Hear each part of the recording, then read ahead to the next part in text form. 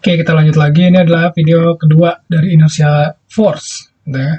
Jadi setelah sebelumnya kita nyari diagram kecepatan dan diagram percepatan, sekarang kita harus buat free body diagram untuk tiap link dan uraikan gaya eksternalnya.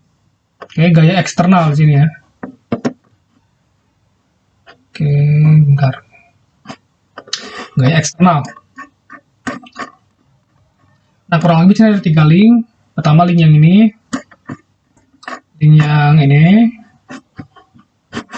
kemudian link yang kedua yang ini, kemudian link ketiga adalah si silindernya. Nah, untuk membuat free body diagram, pertama kita pisahin dulu tiap link. Ini adalah link yang pertama, ini link yang kedua, yang panjang itu.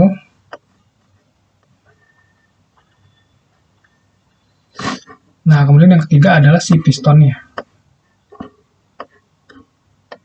Untuk yang ini, karena dia muter, ini muter nih ya, karena dia diputar oleh motor, oleh elektrik motor, berarti link yang pertama ini, kita namain link 2, oke, karena di diagram kinematika kita sebut link 2 yang ini kan, link 2, yang link 3, link 4. Nah, untuk di link 2 ini, dia pertama karena dia digerakkan oleh motor, dia udah pasti punya yang namanya torque, gitu. Torque, yang arahnya clockwise. Oke, jadi karena si motornya itu ngasih torque ke benda ini, ya kan, maka dia punya torque. Nah, torque-nya ini adalah gaya eksternal, karena asal dari motor listrik yang tadi. Nah, kemudian di sini ada pin yang nyambungnya ke frame. Artinya ada gaya di pin. Di sini misalkan gayanya apa namanya? F. Kita namain apa ya enaknya? Misalkan ini A. Terus titik yang pin sambungannya kita sebut B. Yang ini kita sebut C. D kan gitu ya. Maka ini adalah FAX, sorry. Nah, untuk yang ini, dia ada gaya di sumbu X dan sumbu Y-nya berarti kan. Ini FA, sumbu X. Oke. Nah, kemudian ada gaya lagi eksternal. Nah, gaya eksternal ini adalah gaya eksternal akibat link 3 terhadap link 2. Jadi ada gaya lagi di sini. Karena kan si link 2 ini dia bergerak ke arah sini. Otomatis, dia kalau secara logika, link 2 ini seperti nabrak link yang ini kan? Ya enggak? Pada saat dia muter ke sini, kan mekanisme ini muternya awalnya dari sini kan? Dari sini nih, link yang ini. Nah, link yang ini dia nabrak link yang selanjutnya melalui di pin sini. Jadi seolah-olah si link 3 ini seperti menahan link 2. Dikarenakan link 2 seperti ketabrak dengan link ketiga.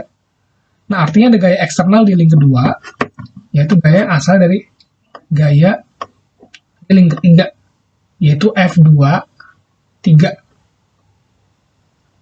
Jadi gaya yang ada di link 2 akibat link 3 gitu ya. Jadi penomoran sini adalah linknya dulu. Jadi link di mana dia berada, kemudian nomor selanjutnya adalah link yang membuat dia kena. Nah, sekarang kita masuk ke link 3. Link ketiga ini, tadi kan kita bilang si link 2 ini seperti menabrak link ketiga.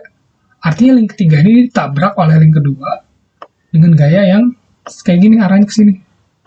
Nah, ini namanya F di link 3 akibat link 2. Oke, kemudian nggak ada gaya lagi di sini kan. Sisa gaya yang di sini. Nah, kalau tadi link 2 menabrak link 3, sekarang link 3 menabrak link 4. Otomatis link 4 ini seperti menahan link 3, gitu kan. Jadi gaya eksternal dari link 4 begini. Gaya tahan dari link 4 gitu ya. Disebutnya F3 gitu kan. Jadi nomornya kita tulis nomor linknya dulu. Ini kan F3 otomatis F di link 3 maksudnya kan. F di link 3 akibat link 4 gitu kan. Nah, sekarang kita pindah ke link 4. Ini saya pindah ke bawah karena sepertinya gaya di piston ini yang paling banyak. Oke. Tadi kan saya bilang juga link 3 menabrak link 4. Ya nggak? Otomatis kalau misalkan link 4 ditabrak oleh link 3, berarti ada gaya di pin ini. Ini kan pinnya nyambung kan? Berarti si silinder ini ditabrak oleh link 3 yang arahnya sejajar dengan arah ini. Nah, ini kita namain F4. Biasa penomorannya adalah penomoran linknya dulu. F4, F di link 4 akibat link 3. Nah, kenapa mereka saling tabrak-tabrakan kayak gini? Ya karena mereka jadi satu link, right? Mereka jadi satu link yang bergerak bersama, maka satunya akan menabrak satu sama lain. Itulah kurang lebih. Oke, ini adalah baru gaya eksternal pertama. Tadi di soalnya kita juga dijelasin kalau ada yang namanya gaya friction. Nah, frictionnya ini dia akan bekerja. Jadi gaya frictionnya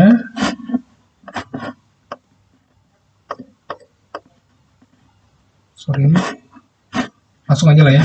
Jadi gaya frictionnya kita namain F friction, itu arahnya akan melawan arah gerakan. Nah, ini kan secara keseluruhan gerakan ini arahnya ke sana, ya enggak? Termasuk si pistonnya juga arahnya ke sana. Artinya gaya geseknya akan mengarah ke sana. Ini F gesek. Oke. Kemudian tadi karena si pistonnya ini juga dia punya berat, maka ada gaya yang namanya gaya inersia. Nah, ini nih yang menjadi topik menarik kita kan. Nah, gaya inersia ini dia sama seperti gaya gesek, arahnya berlawanan dengan arah gerak benda, itu kan. Jadi namanya F inersia, yaitu inersia force-nya. Nah, ini gaya inersianya bisa buat kita namain F, ada subscript I artinya inersia dari link 4. Terus kemudian di bawah sini karena dia mentok ke frame, berarti ada gaya normal dari frame. Gaya normal gitu kan. Gaya normal dari dinding frame-nya gitu. Nah, terus tadi juga ada F oleh gas. Nah, F gas ini arahnya kemana? Ini sama, di arah juga melawan. Karena si gas ini kan dia seperti menghambat pergerakan dari si piston gitu kan. F gas. Nah, kurang lebih kayak gini. Kira-kira ada lagi nggak nih yang kurang di link 4 ini? Kayaknya agak banyak soal di link 4 ini. Oh iya, ada gaya berat tadi ya. Berarti kalau ada gaya berat, berarti ada gaya W, gitu kan.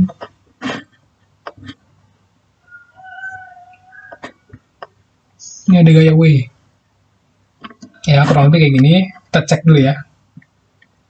Nah, ini kan. Kita cek dari link yang ini dulu. Pertama ada F23 ada, torsinya ada. Untuk F yang di X dan F yang di Y juga ada. Kemudian ini ada F32 kan, sama. F34. Kemudian ini F43.